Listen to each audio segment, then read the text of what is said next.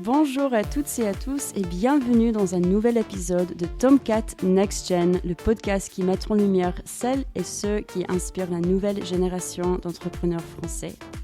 Moi, c'est Erika et avec notre co-animateur Patrice Thierry, le cofondateur de Tomcat et le fondateur de ProWeb CE, nous recevons un invité qui incarne parfaitement l'esprit de l'entrepreneuriat qu'on aime chez Tomcat.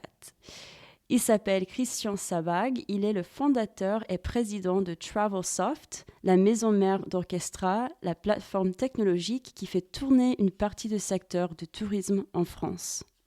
Christian, tu es un entrepreneur de conviction de long terme.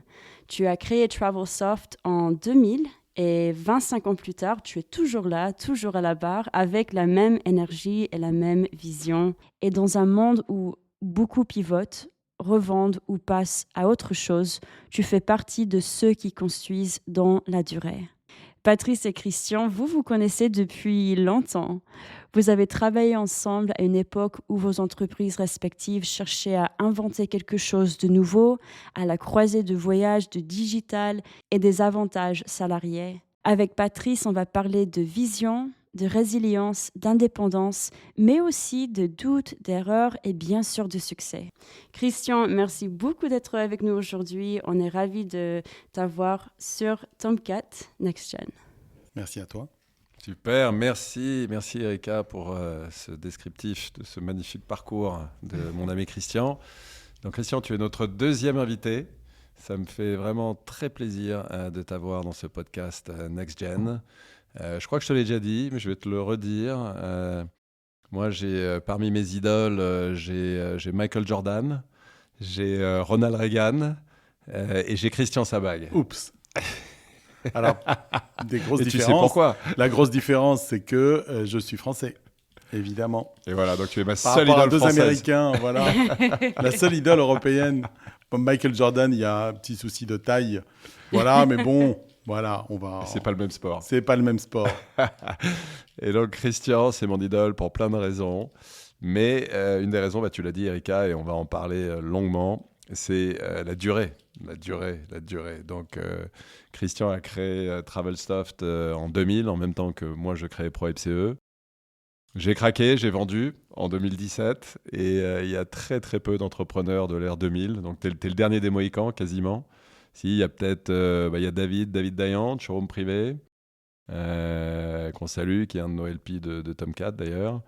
Dans le même style, il y a Jacques-Antoine Grangeon, vente privée, maintenant VP, et puis à toi, quoi. Donc, dernier des Mohicans. 25 ans, c'est long. 25 ans, donc tu vas nous parler de tout ça. C'est génial. Moi, je trouve ça hyper excitant d'avoir cette vision à long terme et cette capacité de tenir dans la durée.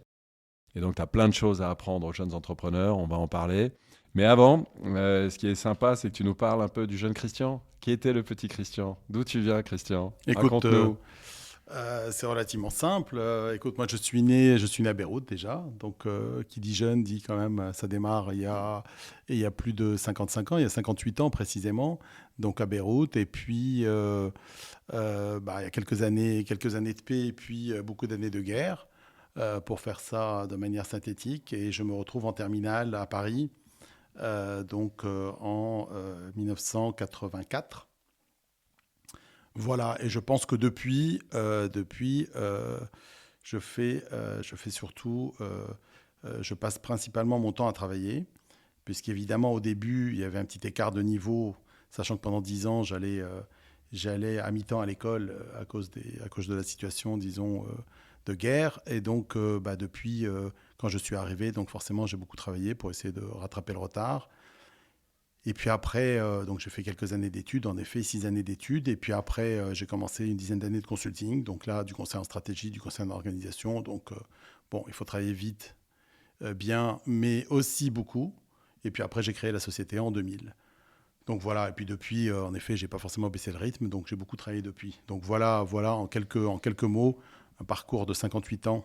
Voilà. Et alors, quand tu es arrivé, tu étais français ou tu étais libanais ? J'étais français et libanais, voilà. Et donc, tu n'as pas eu de problème d'arriver en France ? Non, parce que j'étais au lycée français à Beyrouth, voilà. Donc, Donc le passage à un lycée en France était, disons, théoriquement simple, était du point de vue, disons, du passage formel simple, sauf que, en effet, l'écart de niveau était énorme, pas à cause de l'écart de niveau intrinsèque, parce que les lycées, les missions laïques françaises à l'étranger sont d'un excellent niveau. En revanche, quand on va la moitié du temps à l'école et l'autre moitié on est aux abris, forcément on prend du retard sur 10 ans, quoi. Comme je n'étais pas particulièrement un génie, donc forcément j'ai pris beaucoup de retard, et donc en terminale il a fallu énormément travailler, et puis dans les années qui ont suivi pour rattraper le retard par rapport à ceux qui avaient vécu une scolarité normale. Donc tu arrives du Liban à l'âge de À l'âge de 16-17 ans. 16-17. Oui. Ensuite tu bosses un peu, tu fais un peu de conseils. Et Voilà. alors d'où ça t'est venu cette idée d'être entrepreneur? Écoute, je sais pas, l'idée c'est pas forcément d'être entrepreneur, l'idée c'est de lancer quelque chose après une dizaine d'années de conseils où il y a eu disons des missions dans le tourisme, pas forcément dans le secteur précisément dans lequel j'ai commencé, mais dans les parcs d'attractions, dans l'aérien, dans les aéroports, et puis évidemment identifier à partir de 98-99 que le tourisme était un des secteurs qui allait être les plus impactés par l'Internet. Voilà, et donc à ce moment-là se lancer, parce que moi-même j'avais fait une dizaine d'années. En 98 j'étais devenu associé chez Roland Berger, et donc je voyais que les choses, non pas que j'avais fait le tour de la question du tout, parce qu'on peut vivre pendant 30-40 ans, faire du conseil et ça peut être formidable, sauf qu'il y a peu de, disons, on construit des choses, mais pas forcément de manière très solide, puisque en fait on passe son temps quand même à revendre des missions. Beaucoup auprès des mêmes clients, en effet, à 60-70%, mais quand même, il y a, disons, un manque de récurrence dans ce que l'on fait, et puis une distance au réel qui, à un moment donné, voilà, au bout de 10 ans, peut poser problème. Et donc, j'avais envie de me lancer, voilà, puisque c'était l'époque, voilà, sans trop y réfléchir, en l'occurrence, hein. Voilà, donc ça a été ça les débuts d'Internet, la révolution Internet. Et donc, alors, ce qui est vachement intéressant, c'est que à ce début, tu te souviens, on parlait de B2C. Oui. Et c'était d'ailleurs le début de Last Minute, de Évidemment. Expedia, qui étaient les premiers succès de l'Internet. Bien sûr. En B2C. Ouais. Et toi, étrangement, un peu comme moi d'ailleurs, on a fait les deux mêmes choix et parcours. Toi, tu es parti sur du B2B. Exactement. Alors, une petite anecdote par rapport à Expedia, puisqu'en effet, Expedia, c'était, disons, l'étoile montante, créée donc en 98, je crois, par Microsoft. Donc, c'était le tourisme, mais créé par une société technologique, donc à Seattle. Et le démarrage, c'était avril 2020. On avait réussi à avoir un rendez-vous avec un des patrons responsables de l'Europe, alors qu'ils n'étaient pas vraiment encore en Europe, d'Expedia. Et donc, nous voilà partis, donc en faisant un stop dans un avion. On était plus proche de la soute que du pilote, puisque c'était avec nos sous à ce moment-là. On commençait vraiment à Attends, vivre, juste à dit, vivre. avril 2000, c'était quand même après le crash. Donc, Exactement. Le crash de 2000. Ah bah oui. Et donc, t'as pas abandonné. Tu démarres ta boîte en plein crash. Exactement. Quelques jours après le crash. Bah oui. Faut quand même pas faire. Après, on a eu d'autres crashs dans l'industrie. C'est trop facile. Bah oui, dans l'industrie du tourisme, et ça nous a pas empêché de continuer. Et donc, on a rendez-vous avec cette personne. On arrive là-bas, et puis on se présente, et puis ils nous disent c'est embêtant, il est en Europe. Voilà, donc à l'époque, il y avait un peu moins de mobiles, puis pas du tout de mobiles. Les mails avaient un peu plus de mal à passer, etc. etc. Donc ça démarrait pas forcément très bien. Mais bon, puisqu'il était en Europe, on a rencontré quelqu'un d'autre là-bas, etc. Mais c'était assez amusant parce qu'en effet, première rencontre avec le réel a été un peu difficile. Bon, on est rentré après à Paris, évidemment. Et oui, c'était après le crack. Et donc, ce qui est émergé, évidemment, c'était le B2C. Et naturellement, quand tu es consultant, tu es quand même plus dans le B2B. C'est-à-dire, tu t'adresses à des corporates, tu essaies de les aider, tu les conseilles, etc. Donc, la mentalité, enfin, moi-même, ma mentalité, elle est beaucoup plus B2B que B2C. Ouais, voilà. Donc toi, c'est pour ça, à ton avis, que tu es parti dans le B2B. Oui, c'est je par pense. ton expérience de consultant. Par mon goût personnel, plutôt d'avoir des relations, disons, B2B, des relations corporate, plutôt que des relations B2C, grand public. Voilà, sujet sur lequel je n'avais pas particulièrement d'expérience, en effet. Et je pense qu'in fine, c'est beaucoup moins mon goût d'avoir des relations B2C. Ouais. Bon, mais ce qui est quand même hyper intéressant, c'est que tu démarres ta boîte et ta première décision, c'est d'aller enfoncer une porte à Los Angeles, ou non, ils étaient basés où? À Seattle. À Seattle. Bah, là où il y a le siège de Donc, Microsoft. Donc en à effet. l'époque, il y avait genre un vol par semaine Ouais. pour Seattle. Et donc, tu décides d'aller enfoncer la porte de Expedia à Seattle pour essayer de démarrer ton business. Bah, pour essayer de Extraordinaire. comprendre ce qui se passait, en fait, c'était exploratoire, hein, puisqu'il fallait comprendre ce qui se passait, il fallait comprendre comment tout ça s'était créé, etc., ou commençait à être créé, puisqu'on était en plein démarrage. Je veux dire, c'est comme aujourd'hui avec l'IA, tout le monde, enfin beaucoup de gens ou certaines personnes te disent ce qui va se passer d'ici 3 ans. En fait, peu de gens savent exactement ce qui va se passer, et donc on est à nouveau dans une phase exploratoire, dans une phase de rupture exploratoire. Et en 2000, c'était exactement la même chose. Voilà, même si beaucoup disent voilà, ça a commencé en 94 ou 92 ou je ne sais quand, bah, le moment où c'est devenu vraiment commercial, on a commencé à avoir des sites web, on pouvait acheter des choses, c'est quand même 98, 99. Voilà, c'est à cette époque-là qu'il y avait les sites de Dell, on peut acheter en ligne pour peu qu'on arrivait à choper la connexion pour pouvoir faire son achat. Mais c'était vraiment le tout début de la partie commerciale, disons, d'Internet. Et donc, pour les jeunes qui nous écoutent, puisque ce podcast, tu sais, c'est Next Gen. Oui, Next Gen, c'est génial d'ailleurs d'être dans un podcast Next Gen. Voilà, tu vois. C'est super. Tu vois, les vétérans, les anciens racontent les histoires. Il faut leur expliquer, comme tu racontes par rapport à ton histoire pour aller à Seattle, qu'effectivement, à l'époque, on n'avait pas de mobile. Si, on avait un vieux téléphone, mais sans data, sans rien. Et surtout, effectivement, les mails passaient très mal, puisqu'on était sur des connexions de 56 kilobits. Il y avait un dial-up pour y arriver. Et donc, les connexions étaient très rares. On allait dans des Internet cafés, qui est quelque chose qui n'existe plus du tout. Donc, voilà d'où nous venons. Et donc, là où tu es à nouveau mon idole, je trouve, c'est que tu t'es dit, bon, OK, Expedia, B2C, je ne fais pas. Mais tu as vu Amadeus, j'imagine, tu as vu Sabre, qui sont deux méga géants américains. Et en gros, tu t'es dit, c'est eux que je vais attaquer. Pas vraiment attaquer, mais en l'occurrence... sympathiquement, quoi. En l'occurrence, non, ou travailler avec eux. On a commencé par travailler avec eux, en l'occurrence. On a commencé à... En fait, au début, comme tu le sais et comme tu imagines, c'est de la survie. Donc la survie, c'est rencontrer des gens, comprendre qui a besoin de quoi et essayer de rendre service, puisqu'on est dans le B2B. Donc ça part de là. Donc au début, c'est travailler, faire un peu de consulting, parce qu'on savait un peu faire ça. Recruter des ingénieurs informaticiens, parce que moi j'ai fait des études d'ingénieur, mais pas dans l'informatique. Donc recruter des ingénieurs informaticiens, aider des gens à faire des sites web, etc., etc. Et donc pendant, disons, 1, 2, 3 ans, explorer, comprendre, etc. Et ça a duré en l'occurrence 4-5 ans, de comprendre comment le marché était en train de se construire, qui sont les acteurs, qui avaient besoin de quoi, etc., etc. Et c'est à partir de cette phase, disons, exploratoire de 4-5 ans, bon c'est long, c'est vrai, que nous avons compris qu'il fallait en réalité une plateforme logicielle sur le marché français qui aide les acteurs online, en premier, au début, donc par exemple des gens comme Last Minute, à distribuer des offres de voyage, de tour opérateurs français en ligne et de permettre aux internautes de les réserver en temps réel, réellement. Pas de faire semblant de les réserver, donc de les réserver comme on réservait des billets d'avion grâce à la création, en effet, dans les années 70 et 80 des GDS. Voilà. Donc, c'est ça qui s'est passé dans les 5 premières années. Et donc, il faut être très curieux. Il faut essayer de survivre, il faut s'accrocher il faut essayer d'avoir des revenus, bon, voilà, et puis en même temps, il faut embaucher, en même temps, il faut investir. Bon, voilà, c'est tout ça, toute cette phase exploratoire du début qui peut durer, en effet, 5 ans, c'est assez long. Bon, on aimerait bien que ça dure moins longtemps. Mais c'est le tarif. C'est souvent le tarif. Il faut accepter de payer cette... Il faut passer par ces 5 premières années de difficultés, de souffrance, de challenge. Et donc toi, si je comprends bien, en fait, ces 5 premières années, tu as démarré en faisant des sites internet pour du service pour des agences de voyage, pour des tour opérateurs, compagnies aériennes, en effet. Et là, tu arrivais à facturer, tu faisais un chiffre d'affaires correct, tu as levé de l'argent, tu t'autofinançais. Alors oui, on a levé un peu d'argent, on a levé 2-3 millions. Auprès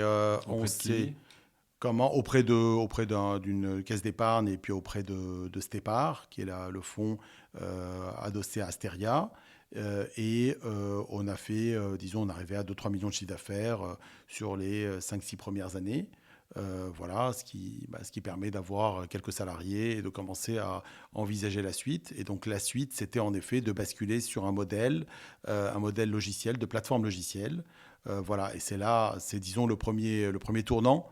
Voilà, de passer du service à du logiciel. Et donc, il fallait de l'investissement. Et donc là, on a réinvesti pour pouvoir commencer à développer une plateforme de logiciel sur le marché français. Donc, on s'est retrouvé quelque part en compétition avec plusieurs sociétés qui avaient à peu près la même idée parce que c'est pas nous qui avons inventé l'idée. Quelque part, c'est en écoutant le marché, c'est en se mettant en mode éponge qu'on arrive à savoir ce qu'il faut faire. Et voilà, on était plusieurs sociétés sur cette ligne de départ en 2005-2006. Et donc, il faut expliquer aussi à nos jeunes auditeurs qu'à cette époque, en 2000, on ne levait pas de l'argent si facilement, encore moins facilement qu'aujourd'hui, pour une raison principale, c'est qu'il n'y avait quasiment pas de fonds de venture. On a reçu notre ami Christophe Parco récemment aussi, qui a démarré chez Europe at Web. Tu te souviens d'Europe at Web? Tu les as démarchés à l'époque? Non, mais je vois très bien qui c'est. Je vois très bien. Et donc, il y avait, en gros, 4-5 fonds de venture. Évidemment. Et donc, c'était d'une complexité extrême pour trouver de l'argent. Il n'y avait pas ces super fonds comme Daphne, notamment, et Tomcat. Donc, on devait soit générer du chiffre d'affaires coûte que coûte, soit trouver autre chose et faire ce qu'on appelait à l'époque, tu te souviens, c'était le B2B. Bien sûr. C'était le back to banking. Exact, Donc exact. On retournait travailler en mode salariat dans son poste initial avant de l'avoir quitté pour créer une start-up. Nous, on a réussi à pas le faire, hein, mais en effet, ça a été dur. Alors, ce que ça apporte, alors on se dit toujours que le fait d'avoir peu de moyens, ça permet d'être plus efficace, etc. Alors, ça ne veut pas dire que c'est bien, mais en tout cas, c'est vrai que ça pousse à, disons, essayer d'être très efficace dans ce que l'on fait. Et je pense que ça pousse à faire autre chose, à se poser les questions, à se demander quel est le problème réel des gens qu'on va résoudre. Voilà. Et pas forcément sa propre projection du problème des autres. Voilà. Et donc, en fait, ne pas forcément se poser la question, donc tu me parlais d'Amadeus et Sabre, c'est pas tellement essayer de faire quelque chose qu'ils sont en train de faire, essayer de le faire mieux, etc. C'est pas ça, c'est qu'est-ce que je peux apporter comme service qui manque à une industrie. Donc c'est plutôt cette question qu'on s'est posée, c'est quel est le trou dans la raquette qu'on va pouvoir combler, quel est le besoin de certains acteurs ou de tous les acteurs, le nouveau besoin auquel personne ne répond. Voilà. Et nous, on est parti de ça, et je pense que c'est quand même plus simple d'apporter une réponse à un manque plutôt que d'essayer de combattre un acteur existant. Alors, le moment où tu as vraiment trouvé, compris, identifié ce pain point, tu t'en souviens? C'était quand? C'est comment? Et comment ensuite tu as décidé soit de pivoter, soit de mettre en place toute l'énergie et tous tes efforts sur réaliser la vision de cette compréhension du pain point que tu venais d'avoir? Oui, là on est sur 2004, je dirais, plusieurs années où on voyait que les systèmes s'ouvraient de plus en plus, les systèmes des tour opérateurs qui étaient fermés, qui n'étaient pas accessibles, quelque part qui n'avaient pas d'API, s'ouvraient. Et puis on voyait bien le souci, puisque à travers des échanges, à travers des dialogues avec des agences en ligne qui avaient la difficulté de permettre la réservation, donc qui n'arrivaient pas à le faire. En fait, qui recevaient des demandes, qui faisaient semblant d'avoir des produits avec des prix, des disponibilités, mais tout ça était fake. Et après, des êtres humains, devaient aller soit appeler les tour opérateurs, soit aller sur des sites de tour opérateurs et essayer de voir quelle était la disponibilité, revenir vers le client en disant oui c'est ok, non c'est pas ok, c'est pas le bon prix, c'est pas la bonne disponibilité, c'est le lendemain, c'est la veille, etc. Et donc c'est toute cette difficulté que nous avons comprise. Et donc voilà, le point était de dire en fait il faut résoudre ça, c'est complexe de résoudre ça, et donc on ne peut pas résoudre ça pour un acteur. C'est un besoin de marché, et donc il faut avoir une solution globale et générale qui permette à l'ensemble de l'industrie de se digitaliser, à l'image de ce que les GDS faisaient sur l'aérien, de ce que les GDS ont fait sur l'aérien. Et les GDS ont été créés par les compagnies aériennes pour faciliter la distribution d'un billet d'avion qui va de n'importe où à n'importe où, avec un achat encore d'un endroit tiers. Et donc voilà, ce modèle existait. Le modèle transactionnel existait. Et donc, à partir de tous ces éléments-là, on s'est dit en 2005, il faut qu'on lance cette plateforme et il faut qu'on pivote d'un modèle de service à un modèle logiciel. Donc tu t'es inspiré en fait du modèle GDS, Oui. qui était uniquement basé sur l'aérien. Oui. Et eux n'avaient pas eu l'idée d'aller plus loin parce qu'en fait, ça venait de leur origine. Leur origine, c'était comme tu dis, c'était les compagnies aériennes. Donc leur seule problématique, c'était principalement de traiter le sujet de l'aérien uniquement. Et donc ils ne sont pas allés plus loin que ça. Et toi, tu t'es dit, moi je peux aller plus loin en travaillant avec les tours opérateurs et en intégrant au voyage et à l'aérien tout ce qui va autour. C'est-à-dire l'hôtellerie, le déplacement, l'assurance, tous les services complets pour un voyage packagé. En fait, en intégrant, en passant en fait, d'un produit simple qui est l'aérien à un produit beaucoup plus complexe qui est un séjour complet, que ce soit un séjour dans un hôtel ou un circuit ou une croisière ou un autotour, etc. En fait, ils n'ont pas, on peut dire qu'ils ont quand même essayé sur le marché français et au début avec nous, puis sans nous. Et puis, ils ont essayé aussi en Allemagne et ils ont fait une acquisition en Allemagne d'une société en 2006 qui répondait à ce type d'enjeu. Mais in fine, pourquoi ça n'a pas été le cœur de leur évolution? Parce que c'est quand même un sujet multilocal, c'est pas un sujet global, c'est pas un sujet mondial. Et en fin de compte, ces entreprises-là sont très fortes quand le sujet est global, quand il y a une certaine unité mondiale. C'est pour ça qu'ils sont très forts dans l'aérien et depuis maintenant 20 ans dans la fourniture des systèmes aux compagnies aériennes, dans l'hôtellerie. Ils ont racheté une société, certes, mais ça correspond beaucoup plus à leur ADN. Voilà, des systèmes qui permettent la distribution des hôtels. Ils sont aussi dans les systèmes aéroportuaires parce que deux aéroports dans le monde se ressemblent quand même pas mal. Les besoins de systèmes sont assez comparables. Et donc, naturellement, il y a un vide par rapport à ces grandes sociétés technologiques mondiales. Il y a un vide sur des sujets plus complexes, plus locaux ou multilocaux. Voilà. Et c'est dans ce segment que nous avons grandi depuis maintenant 20 ans après 2005, donc depuis 25 ans de la création de la société. Et donc là, on est sur un marché de milliards, de dizaines de milliards. Donc que tu aies des gros concurrents, des petits concurrents, en fait, ça ne te dérange pas parce qu'il y a de la place pour tout le monde. Alors, il y a de la place pour tout le monde globalement. Il n'y a pas forcément de la place pour tout le monde sur un marché comme le marché français. Le marché français du tour operating, c'est 5 milliards. Et donc, c'est le marché de la GMV, donc des ventes. Et donc, quand tu te positionnes sur 1%, le marché est quand même beaucoup plus petit. Et donc, sur le marché français, en l'occurrence, sur les 5 années qui ont suivi, 5, 6, 7 années qui ont suivi 2005, disons, il y a eu un tri relativement naturel qui s'est fait. Et là, on a pris à ce moment-là une place assez centrale sur le marché. Le marché français de Français qui voyagent en France ou à l'étranger est quand même relativement petit. En revanche, le marché allemand ou le marché anglais sont beaucoup plus grands. C'est un marché qui est 8-10 fois plus important.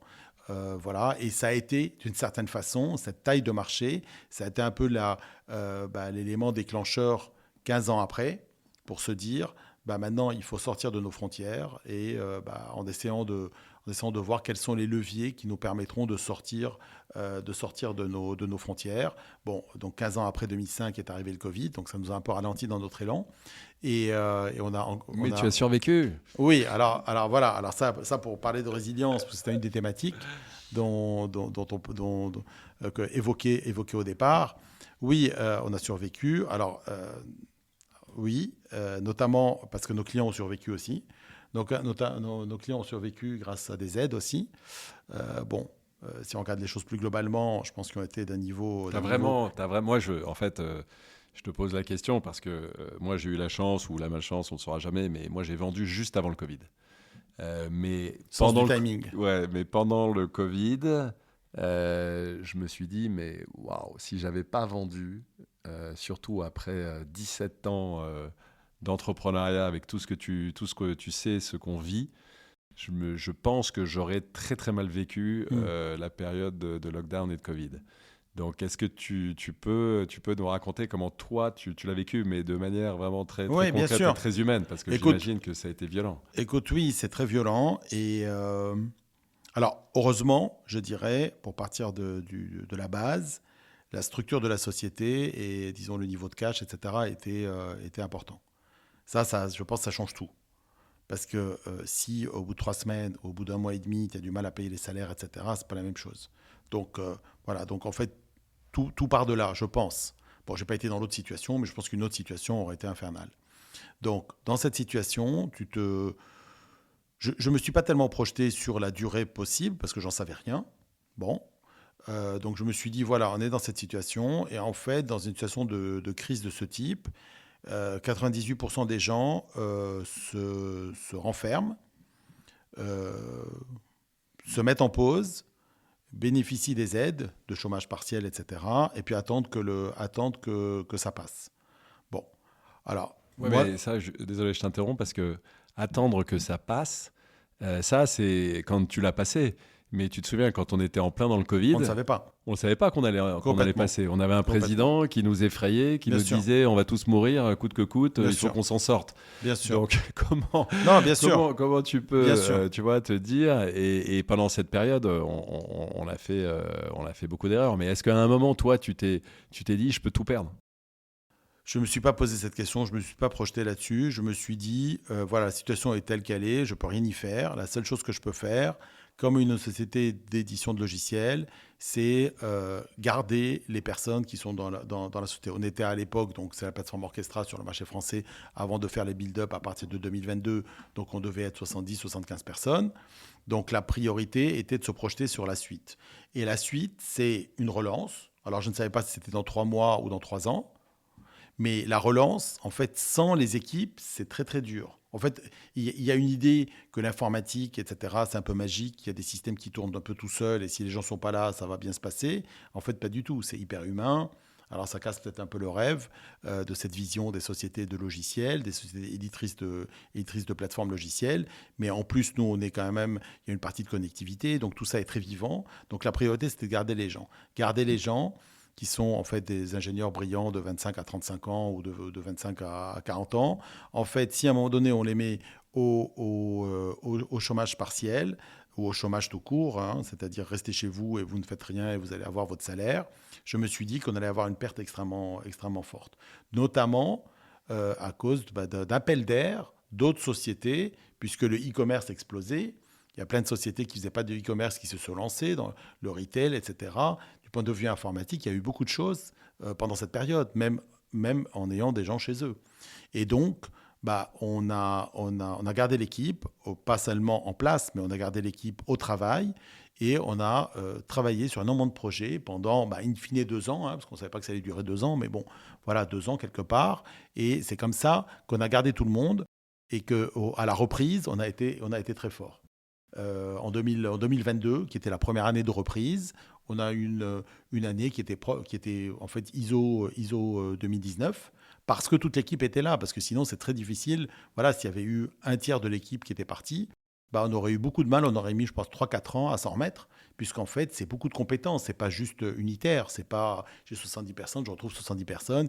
Il y a déjà des gens qui étaient là depuis 5-10 ans, qui avaient énormément de savoir-faire dans l'informatique et dans notre métier. C'est des savoir-faire métiers très très précis sur des choses très, très pointues fonctionnellement et techniquement parfois. Et donc, la priorité, c'était de garder les gens. Et garder les gens, c'est en les faisant travailler sur des choses intéressantes. Voilà. Et pendant ces 2 années de crise, tu perds combien de ton chiffre d'affaires? Alors, la première année, en 2020, donc le marché s'effondre de 2 tiers. Voilà, parce que janvier-février 2020, c'était bien. Juin-juillet, c'était des mois qui étaient pas mal. Donc le marché tombe de 2 tiers et nous, notre chiffre d'affaires baisse d'1 tiers. Parce qu'on a une partie donc récurrent variable et on a une partie récurrent fixe. Il y a quelques projets qui tournaient encore avec les clients. Donc on a un modèle, disons, un modèle assez résilient. Et en 2021, donc là, le marché baisse de 50% par rapport à 2019. Et nous, on est sur une baisse de 25%. Donc, en gros, on baisse de la moitié de la baisse du marché. Et on retrouve notre chiffre d'affaires en 2022, donc comparable à celui de 2019. Et tu as dû faire appel à un PGE, tu as Alors, emprunté, oui, tu as levé de l'argent Alors, ou- on avait de l'argent. On s'est battu quand même pour avoir un PGE parce que, OK, là, je dis, bon, on a foncé, on a fait des projets, etc. Mais enfin, bon, c'était quand même, on encaissait moins d'argent, on avait moins de chiffre d'affaires, etc. Donc, même si on avait du cash, on a quand même fait attention. Et évidemment, on a demandé un PGE, ce qui a été un peu difficile parce que, comme la situation n'était pas dramatique, voilà, demander aux banques de nous. Bon, mais on a eu quand même un PGE.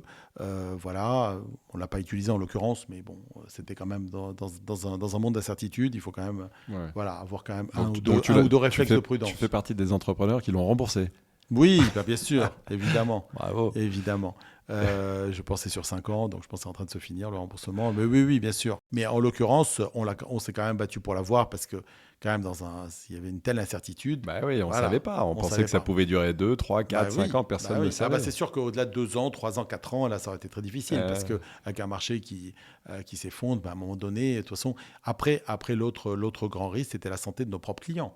Parce qu'à la limite, bah, toi, ta société est là, mais si tu n'as plus de clients, bah, c'est quand même un peu embêtant. Légèrement, là, ouais. Voilà. Et puis, on n'a pas basculé, on n'a pas pivoté sur le transport des masques. Donc, bon, bah, on est resté sur notre métier. Mais c'est vrai que si tu n'as plus de clients, bah, à la limite, bon, voilà, tu ne sers plus à rien, quoi. Et pendant ces 2 années de crise, en termes de leadership par rapport à tes équipes, comment t'as géré? Tu faisais des zooms régulièrement pour Ouais, motiver les complètement. troupes, pour les rassurer, Ouais. tu lançais les projets. Ouais, complètement des zooms, parce qu'à l'époque c'était Zoom, en effet, depuis ça a basculé, ça aussi. C'était des zooms, c'était des vidéos enregistrées, c'était des zooms avec tout le monde, des lancements de projets, etc., etc. C'était une animation en effet à partir de la maison. Et en fait, dès mi-mai 2020, moi je suis reparti au bureau en fait. Évidemment, là, tout le monde n'est pas reparti au bureau. Mais moi, à partir de mai 2020, donc 2 mois après, en l'occurrence, j'étais quasiment tout le temps au bureau.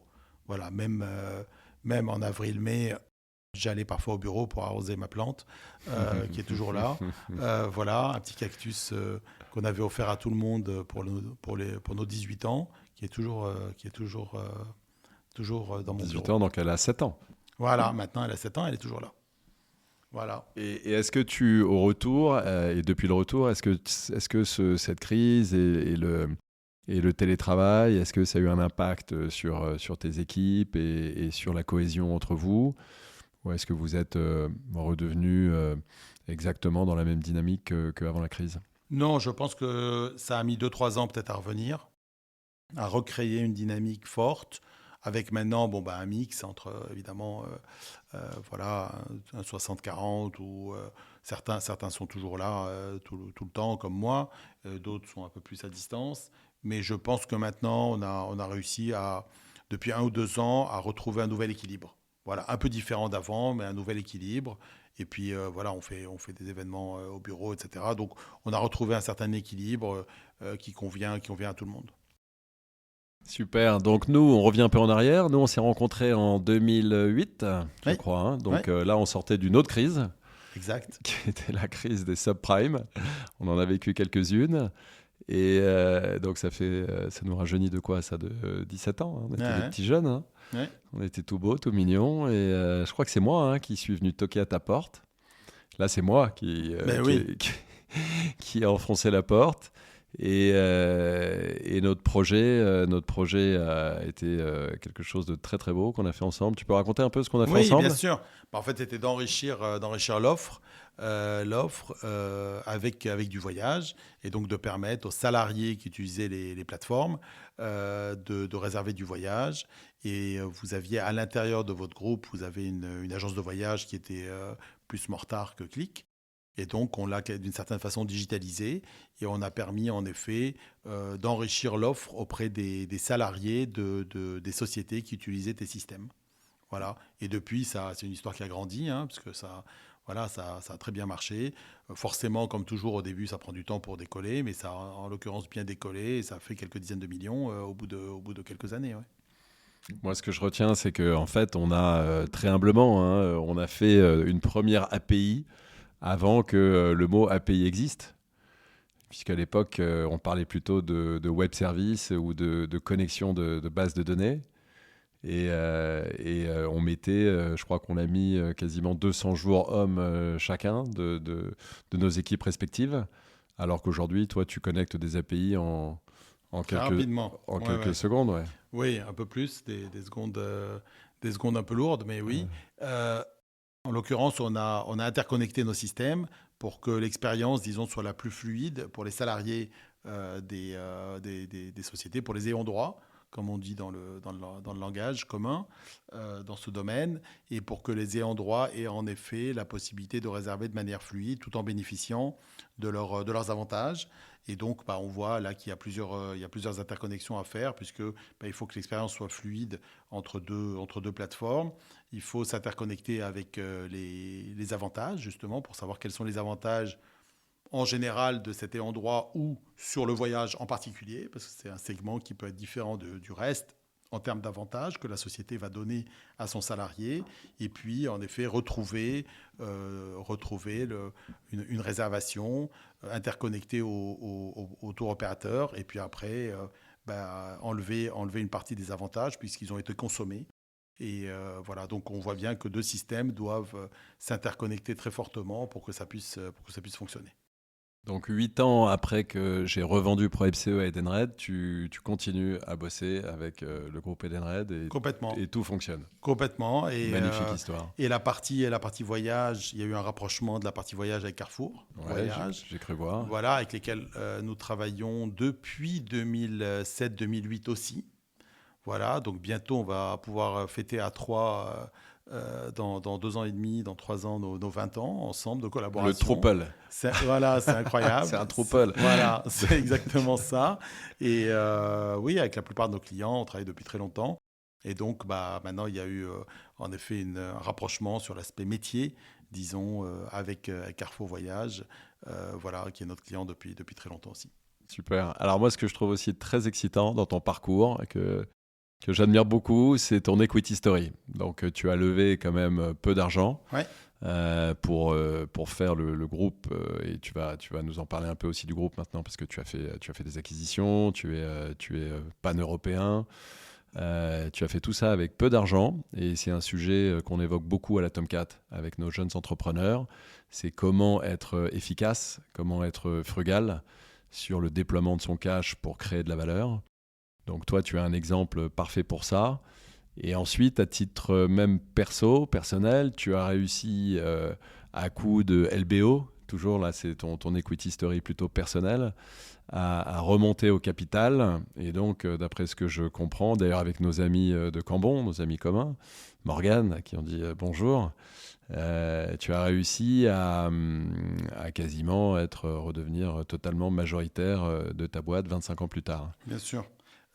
En l'occurrence, disons, je ne peux pas décrire la situation où on a beaucoup d'argent, il faut le claquer rapidement, donc je n'ai pas eu la chance d'avoir cette expérience.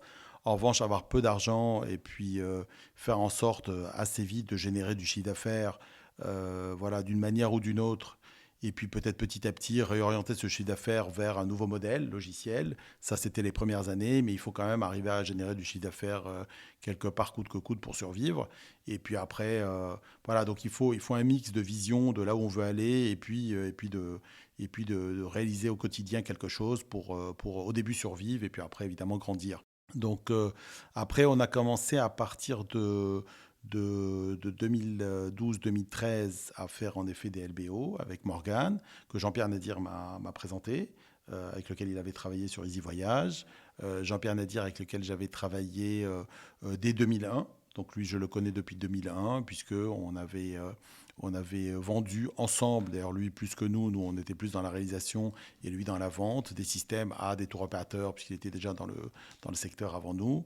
Lui, voilà. Easy Voyage, c'était plus un comparateur de prix. C'était un comparateur, mais disons, il avait une influence dans le marché. Et donc, on avait fait des sites web et des sites de réservation pour quelques tours opérateurs ensemble. On avait travaillé pour le CETO, qui est l'association des tours opérateurs ensemble, etc. Donc, c'était les premières années, puisque lui-même avait créé aussi sa société en 2000. Donc, on était dans les mêmes galères. Mais lui, il a vendu. Comment ? Et lui, il a vendu. Voilà, alors La juste SNCF, non ? avant le Covid Le aussi. Covid aussi, ouais. Voilà, juste avant le Covid, c'était vraiment en mars 2000, hein, le même sens du timing que toi.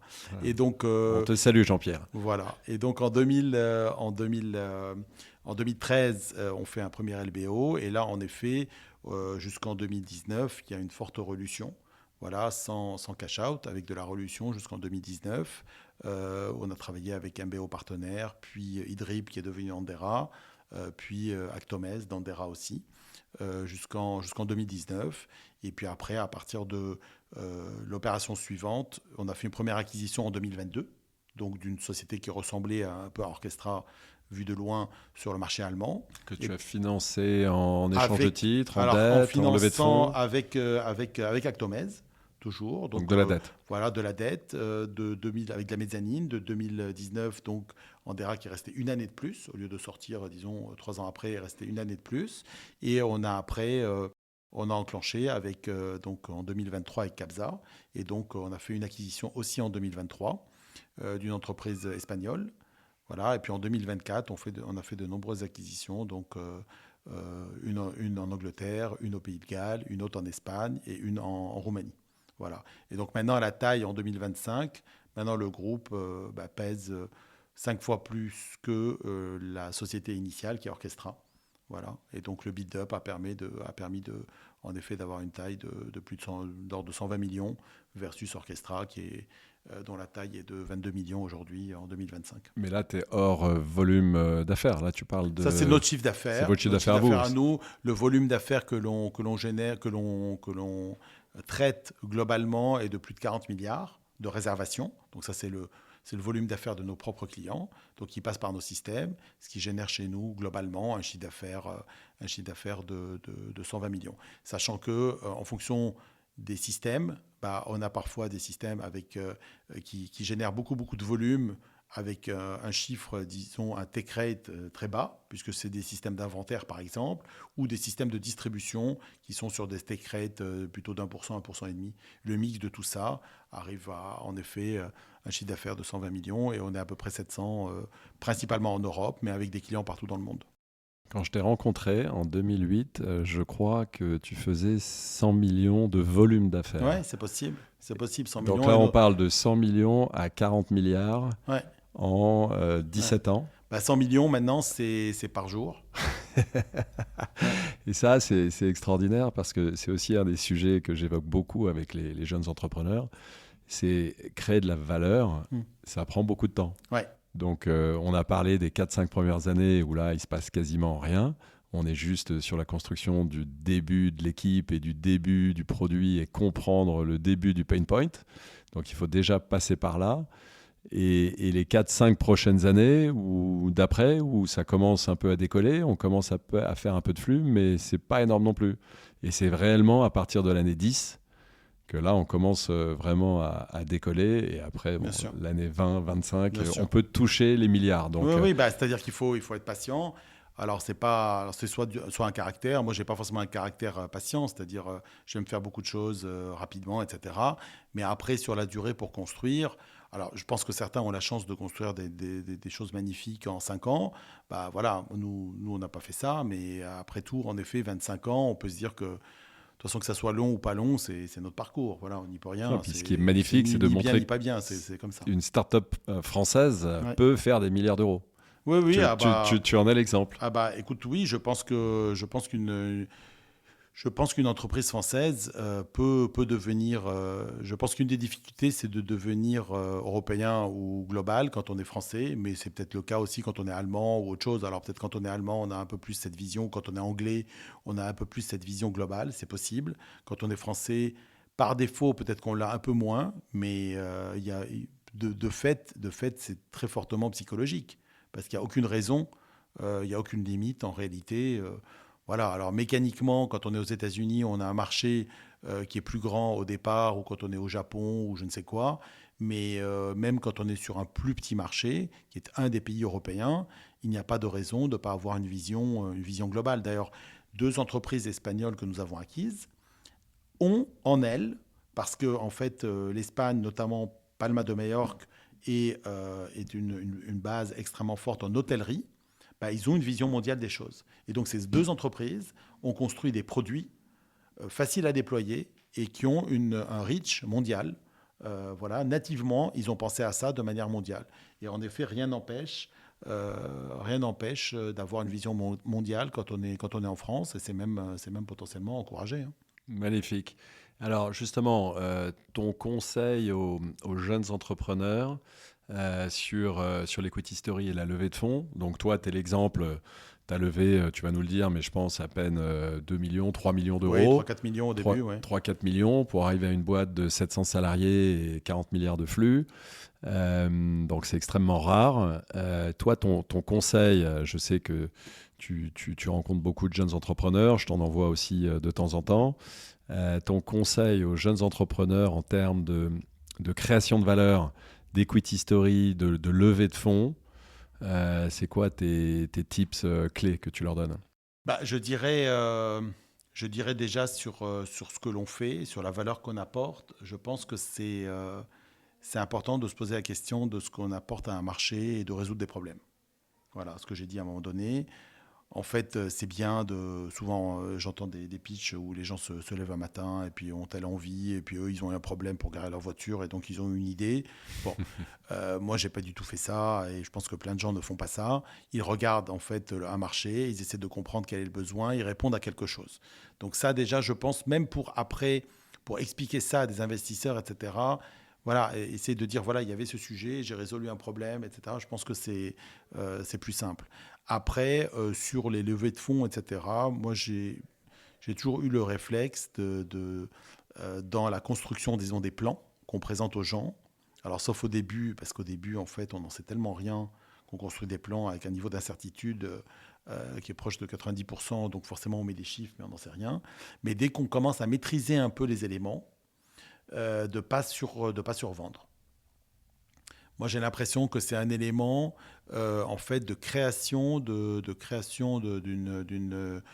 confiance et qui, disons, fonds après fonds, LBO après LBO, crée en fait une réputation sur un marché et c'est hyper important.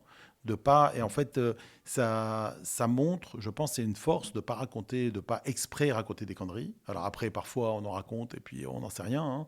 Il peut s'avérer que ce qu'on dit ne soit pas vrai pour dans 2 ans ou 3 ans. Ça, c'est autre chose. Ça, c'est l'incertitude même du futur. Mais quand on sait qu'on est en train de raconter des choses un peu déviantes par rapport à ce qu'on pense faire, quelque part, on se met soi-même dans une situation inconfortable. Et puis, à un moment donné, l'écart se voit et ça crée des tensions pour rien. C'est vachement intéressant, ce point-là, parce que c'est un sujet qu'on évoque très régulièrement avec les jeunes. Et en fait, la problématique, c'est que beaucoup d'entrepreneurs le font. Parce que ça nous vient de l'origine de l'entrepreneuriat, qui est la Silicon Valley, les US, exact. Et le fameux « fake it till you make it ». Exact. En partie, et puis aussi gonfle tes chiffres, vends du rêve, etc. Donc, en tant que jeune entrepreneur français de surcroît, t'es pris un peu entre les deux, où tu te dis, est-ce que moi, je fais le mec sérieux, qui a bien compris mon pain point, qui a bien compris mon marché, qui a bien compris la taille du marché, parce que tu sais le nombre de decks qu'on reçoit, où on voit taille du marché 400 milliards, alors que son marché adressable, il est probablement que de 400 millions. Bien sûr. Donc la complexité pour le jeune entrepreneur, c'est par rapport à des concurrents qui sont les autres entrepreneurs qui vont lever de l'argent, puisqu'il est en concurrence face à eux en partie, qui eux vont peut-être utiliser ces techniques du fake it till you make it et je survends et je surjoue. Comment se positionner? Parce qu'après, tu as les fonds, tu as les GPs des fonds qui, eux, voient tous les jours 4, 5, 6 entrepreneurs. Et dans ces 4, 5, 6, il y en a un certain nombre qui jouent le côté Silicon Valley. Et forcément, quand tu passes 1 heure avec quelqu'un, tu es peut-être un peu plus séduit, attiré par celui qui te vend du rêve. Au début, comment tu fais? Au début, c'est très compliqué, tu as complètement raison. Je pensais plutôt aux étapes suivantes, quand on commence à maîtriser les métriques et ce qu'on va pouvoir faire ou pas, etc. Mais au début, c'est très difficile. Au début, même soi-même, on a une telle envie que même quand on raconte des choses un peu fortes, on y croit soi-même. Voilà, ce qui est positif aussi voilà, d'ailleurs, parce que c'est la prophétie. Parce qu'on ne veut pas ne pas y croire, parce qu'on veut y croire et parce qu'on a mis toute notre énergie, surtout si on a pris des risques à un moment donné. Voilà, parce que quand tu démarres à 23 ans où tu n'avais rien, etc. Moi, j'ai démarré, j'avais un très bon salaire avant, puis j'avais une famille, voilà, on avait un seul salaire, donc se lancer comme ça, c'était quand même une prise de risque. Donc, tu as envie de croire à quelque chose, tu mets toute ton énergie. Donc, au début, c'est en effet très difficile et je pense qu'il faut montrer une part du potentiel, même si tu n'es pas sûr de l'atteindre, c'est quand même nécessaire au début, oui. Après, quand on commence à mieux maîtriser les choses, quand on est plus sûr de soi, eh bien là, je pense qu'il faut raconter ce qu'on pense réellement pouvoir atteindre, qui peut être extrêmement ambitieux malgré tout. Attention, ce que je dis, ça ne veut pas dire qu'il ne faut pas être ambitieux, au contraire. Mais au début, oui, forcément, vendre. Et je pense que l'histoire est écoutée comme ça aussi. C'est-à-dire donc en fait, ça matche bien si tu vends un peu de rêve au début. Ceux qui t'écoutent savent qu'il y a une part de rêve dans ce que tu dis. Voilà, et ils ont envie d'être emmenés par ce rêve. Ils savent peut-être qu'ils vont eux-mêmes, ajuster le plan, etc. Donc au début, c'est un peu le jeu. Il ne faut pas trop jouer à ça, mais c'est un peu le jeu. Et je pense qu'après, c'est bien de passer dans une phase beaucoup plus mature où, notamment si un dirigeant est actionnaire majoritaire, c'est le premier qui est impliqué par la suite. Et donc, c'est assez légitime qu'il présente un plan auquel il croit réellement. Voilà, même si il y a toujours des incertitudes puisqu'on parle du futur. Ouais, donc fake it, mais not too much, quoi. Voilà. Et donc nous, on a eu la chance en tout cas, on a créé nos startups en 2000. Est-ce que tu penses qu'en 2025, c'est plus facile ou plus compliqué de créer une startup ? Moi, je pense j'ai l'impression que c'est pas plus difficile. L'accès aux moyens est quand même beaucoup plus simple. C'est-à-dire que tout ce monde du private equity, alors c'est pas forcément au début le private equity, mais dans les années 80-90, ça démarrait. En Europe, c'était quasiment inexistant dans les années 90. Donc en 2000, c'était encore tout petit. C'était ça fait vraiment 30 ans que ce marché existe, qu'il y a des voilà. Donc ça c'est pour évidemment les étapes suivantes, mais pour le début, j'ai l'impression quand même que ce n'est pas plus compliqué, voire c'est plus simple. Voilà, parce que en fait, il y a des peut-être que le champ des possibles et des opportunités est encore plus large en fait. En fait, on a l'impression qu'avec le temps, il y a plein de choses qui ont été faites, etc. Mais il y a encore plus de choses que l'on peut faire. Il y a encore plus de choses possibles. C'est-à-dire, le champ de possibles, en fait, est infini. Et peut-être qu'il y a plus de personnes qui ont cette conviction que le champ des possibles est infini. Et ce n'est pas forcément de l'informatique, et ce n'est pas forcément des systèmes. Ça peut être du service, ça peut être autre chose. Enfin, il y a plein de choses. Il n'y a pas que de l'innovation et de la technologie. Mais je pense que le champ des possibles est quasi infini. Et beaucoup de gens y croient. Ouais, ça c'est super intéressant et notamment là on va parler du sujet de l'IA parce que pour les jeunes entrepreneurs ou les jeunes, il y a ce débat, est-ce que l'IA va rendre tout obsolète et donc qu'est-ce que je vais faire ? Ma startup, je suis obligé de la créer dans l'IA et elle va remplacer tous les logiciels, elle va tout remplacer.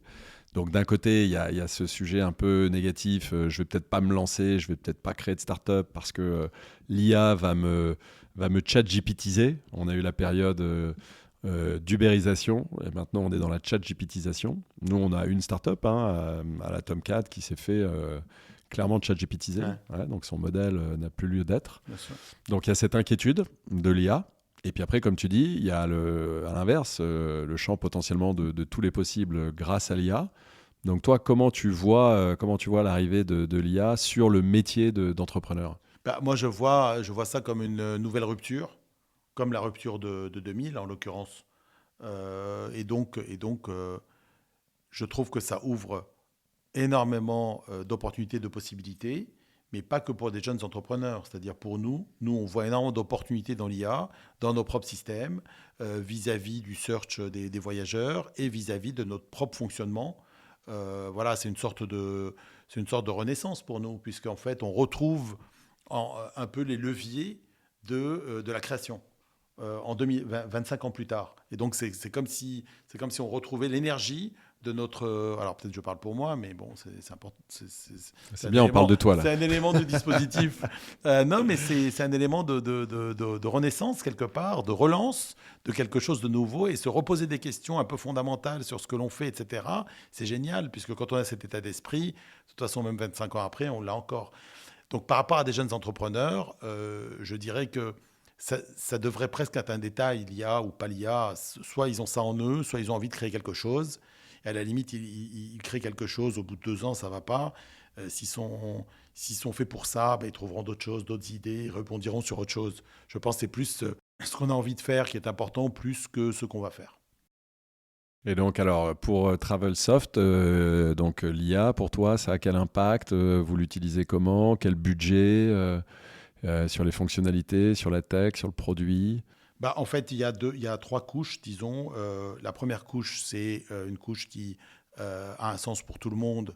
C'est comment nous-mêmes, on utilise l'IA en interne, dans les développements de connectivité, dans les recherches documentaires. Ça, c'est des choses génériques et donc on l'utilise énormément et de plus en plus. Et ça accélère, disons, nos processus. Ça, c'est, disons, quelque chose qui s'applique à toutes les entreprises du monde, potentiellement, en particulier celles qui sont dans la tech, mais enfin, voilà, ou d'autres qui peuvent justement automatiser ou digitaliser des choses qui ne le sont pas. Donc, nous, on l'utilise énormément. Deuxième couche, c'est nos propres systèmes. Donc, comment on enrichit, comment on augmente nos propres systèmes pour nos clients et comment on leur permet de disposer de plateformes qui leur apportent de plus en plus de productivité. Voilà, dans la connectivité, dans les critérisations, dans du loading de données qu'on facilite, etc., etc.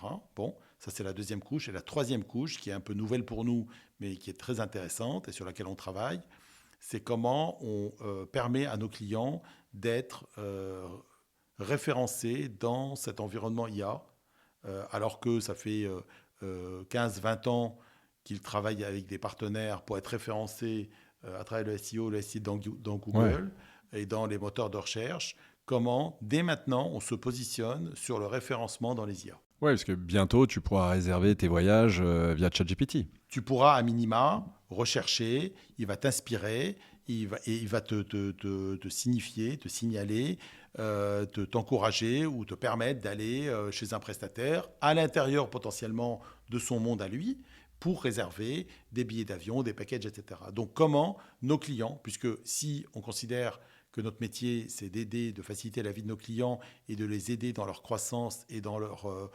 profitabilité, et que l'on voit ce risque pour eux, en l'occurrence, de flux moindres venant des moteurs de recherche, et ben nous, notre devoir, c'est de les aider à, évidemment, être référencés dans ces moteurs IA d'aujourd'hui et de demain. Et donc ça, c'est une troisième couche sur laquelle on travaille, et donc qui est quelque chose sur lequel on ne travaillait pas jusque-là, puisqu'on ne travaillait pas tellement sur disons, l'environnement actuel, mais ce nouvel environnement, cette rupture, nous apporte cette opportunité qui répond à un risque pour nos clients. Et c'est des investissements importants pour Travelsoft? Tu dois embaucher des nouveaux profils? Oui, alors on doit embaucher ou et tu les trouves, ces profils? Oui, on trouve ces profils. Alors à l'intérieur de la structure, il y a plusieurs dizaines de personnes qui travaillent exclusivement sur l'IA et sur des sujets nouveaux, disons, de type recherche, on se fait accompagner d'experts externes. On rencontre des gens extrêmement doués sur le sujet. Il y a des gens, notamment en France, qui sont très, très, très pointus sur le sujet. Voilà, et qui nous aident à, je pense, avoir une avance importante sur des sujets qu'on maîtrisait peu il y a encore 1 ou 2 ans. Et alors, 1 ou 2 ans, et dans 20, 25 ans, là, tu nous vois où avec l'IA? Je plaisantais avec Christophe avant que je m'imaginais peut-être dans 20, 25 ans des robots d'Elon Musk, Optimus, remplis d'IA, aller écouter notre podcast et qui se disent mais c'est qui ces deux gus quand on pense que c'est eux qui nous ont construits. Tu vois, tu nous vois où dans 25 ans? C'est possible, c'est un peu difficile de se projeter à 25 ans, mais oui, écoute, s'il y a des robots qui écouteront notre podcast dans 25 ans, 1, on les salue. Voilà. 2, on leur dira que c'est bien qu'ils grandissent et que les 25 ans, de toute façon, ils ont grandi pendant 25 ans et c'est peut-être nous qui les avons construits. Hein. Bah ouais. Voilà, et c'est peut-être pas Elon Musk, mais nous qui les avons construits. Optimus. Voilà, on se mettra peut-être à la construction des robots. Et est-ce qu'ils vont voyager? Écoute, est-ce qu'ils vont utiliser Travelsoft? En tout cas, les êtres humains vont voyager. Eux, peut-être, ce ne sera pas la peine, mais les êtres humains voyageront de plus en plus. Et c'est la beauté de ce secteur. Quand on regarde le passé, les 20-30 dernières années, malgré toutes les crises, on a une croissance de 4-5% dans le monde. Et la projection sur les 30 prochaines années, c'est encore une croissance de 4-5% du voyage. Et donc, le digital dans le voyage, la digitalisation du voyage, c'est une croissance plutôt de 10%. Donc, il y a encore beaucoup de choses à faire dans notre secteur. Donc, tu vois encore loin. Donc loin et grand. Pour tes prochaines 25 années. Mais c'est-à-dire, donc dans 25 ans, tu auras 60 et quelques. Oui, donc 60 plus. Donc, c'est quoi le projet? Écoute, si tu veux transmettre la boîte à tes enfants? Non, écoute, en tout cas, là, on a fêté nos 25 ans. Je pense que pour les 50 ans, j'espère qu'on m'invitera. Voilà. Mais qui t'invitera? Tes enfants? Je sais pas. Là, on verra bien. Non, en fait, l'idée, à un moment donné, je pense que ce qu'il faut quand tu construis quelque chose, c'est de faire en sorte que ça soit pérenne. Et je pense qu'on a beau dire à un moment donné, la taille d'un groupe, sa valeur, le nombre de clients, les volumes que ça génère, etc. Plus c'est important, plus, disons, c'est solide. Voilà, quels que soient les futurs propriétaires. Voilà. Et donc, c'est ça mon objectif, c'est de rendre la société et le groupe pérenne dans le temps. Bon, donc tu te donnes encore voilà. Alors, X années. Alors, ce que je fais depuis maintenant 10-12 ans, ce que je fais, c'est que je me donne des échéances de 3 ans. Ouais, que tu renouvelles tous les 3 ans. Voilà, alors exactement, c'est-à-dire que... Et à chaque fois, tu m'en parles d'ailleurs. Voilà, de tu te dis, voilà, maintenant j'ai un plan sur 3 ans. Et en fait, à chaque fois, tu dis, finalement, non, je me suis relué encore un peu plus. Exactement. Ah, c'est impressionnant. Exactement. Et alors, il y a un sujet sur lequel j'aime bien te taquiner. Ouais. Donc là, je vais te taquiner en live. C'est sur l'investissement en tant que BA. Ouais. Donc, on en parle régulièrement. Et tu me dis, non, moi, je ne suis pas prêt à être BA encore. Bon. Donc, tu es quand même une des figures stars de l'entrepreneuriat français. On en a parlé. Quand est-ce que tu vas te lancer, quoi? Quand est-ce que tu vas faire du give back et que tu vas devenir un top business angel pour transmettre non seulement évidemment de l'argent, mais aussi ton expérience, tes conseils à nos petits jeunes français? Alors, entrepreneur star, pas vraiment, parce que je suis dans le B2B, donc je suis pas très connu. Oui. Mais pour moi, tu es une star. Voilà. Et pour Erika aussi. Super. Et pour tous tes salariés, tous tes clients. Les gens ne voient pas parce qu'il n'y a que la voix, mais j'ai rougi. Voilà. C'est vrai. Et, non, mais écoute, en fait, c'est vrai que je suis extrêmement focalisé. En fait, c'est vrai que mes capacités sont, disons, à 100%. Après, je ne fais pas que ça. J'ai une famille, j'aime le sport, j'aime la politique, etc. Mais tu as un super COMEX maintenant. Comment ? Tu as un super COMEX. Oui, bien sûr, mais ça se construit. Tu vois, à chaque fois, je me pose la question de comment aller plus loin, de comment aller plus vite, plus fort, etc. Donc, c'est vrai que j'ai une focalisation extrêmement forte sur ce que je fais. C'est un peu monodirectionnel. Voilà, je pense qu'il faut encore quelques temps pour que je puisse, pour avoir baissé un peu d'énergie. Je ne sais pas si j'y arriverai. En tout cas, c'est vrai que toute mon énergie, disons, toute mon énergie professionnelle, je la mets sur Travelsoft. Mais ce n'est pas à 95%, c'est plutôt à 100%. Je ne dis pas 120%, parce que 100%, c'est on a fait des maths. Oui, on a été à l'école. Les gens qui disent on est à 120%. Bon, déjà soit à 100% et on sera content. Donc, non, je suis extrêmement focalisé, c'est vrai, et je suis peu ouvert à d'autres sujets du point de vue professionnel. Bon, je continuerai à te taquiner et je continuerai à te challenger. Tu as raison. Mais alors, comment, après 25 ans, tu arrives à garder ce niveau de passion et de motivation et d'implication? Parce que tu vois, pardon, je t'interromps, tu vois, tu as quand même plein d'entrepreneurs qui, après 20 ans, tu vois, mettent un COMEX en place et deviennent plutôt présidents non opérationnels et commencent à faire d'autres choses, tu vois, d'investir justement dans d'autres projets, d'autres choses. Donc toi, à nouveau, je pense que tu fais vraiment partie de ces derniers des Mohicans, ou en tout cas de ces rares entrepreneurs où tu es toujours à la tête de ta boîte, de manière opérationnelle, comme tu l'as dit, à 120%. Où tu trouves cette énergie? Qu'est-ce qui fait que tu es dans cette position aujourd'hui? Alors, je pense que c'est une question de caractère. C'est une question de... Voilà, c'est ce qui permet d'être quand même dans cette énergie. Je pense quand même, depuis quelques années en particulier, c'est la suite et le build-up, les build-up que l'on fait et la stratégie de consolidation.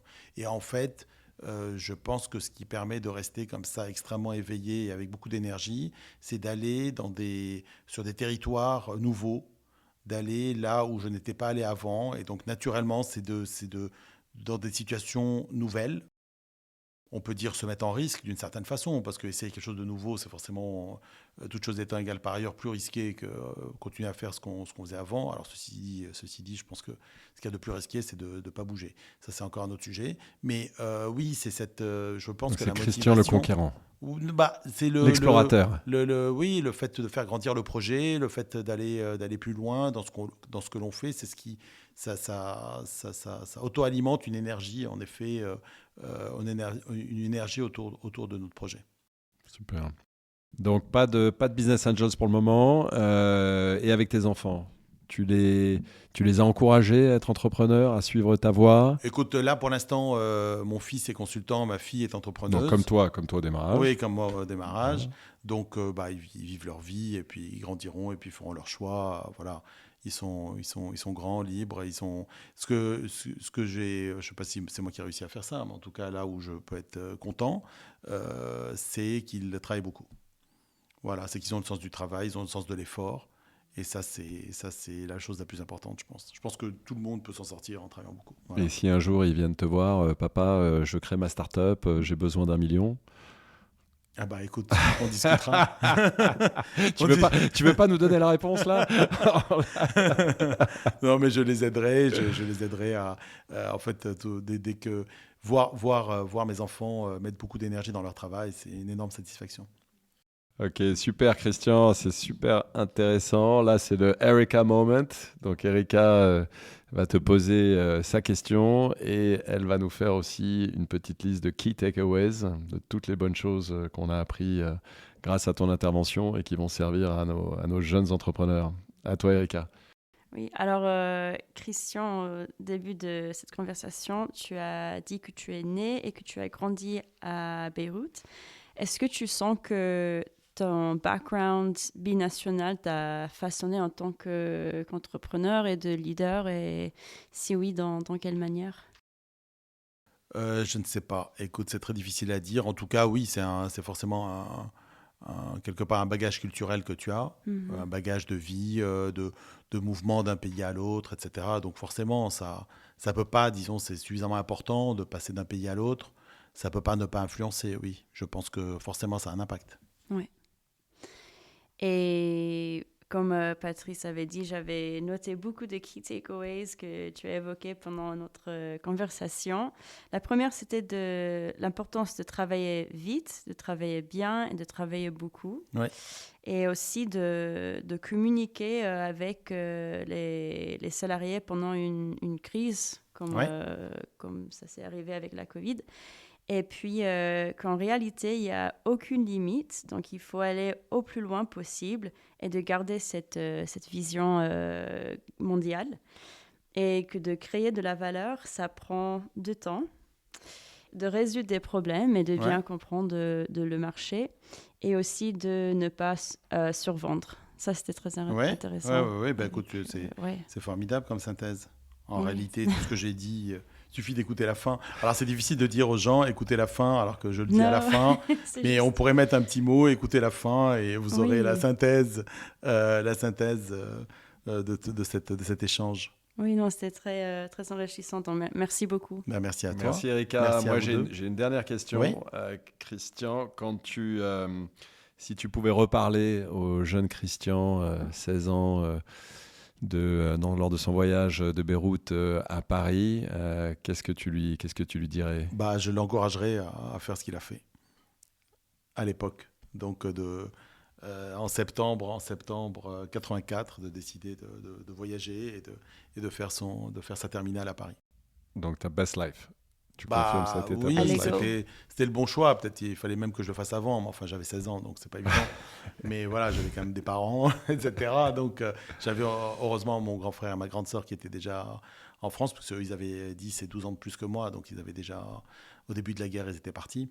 Mais oui, je pense qu'à un moment donné, il faut en effet, disons, agir, bouger, faire quelque chose et pas subir. Parce que là, ça faisait une dizaine d'années que je subissais. Mais enfin bon, quand on est enfant, souvent on subit malheureusement.